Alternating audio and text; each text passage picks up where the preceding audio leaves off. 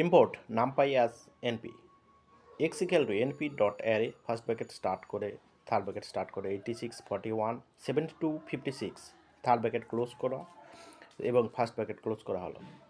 Print original array comma দিয়ে x print করবে sorted array NP dot sort first bracket start করে x close করা হলো first bracket দুটো। এবারে প্রিন্ট করবে minimum NP dot min first x first ব্র্যাকেটের মধ্যে। প্রিন্ট করবে maximum NP dot max first bracket start করে এক্স। এরপরে প্রিন্ট করবে sum of elements NP dot sum x first ব্র্যাকেটের মধ্যে।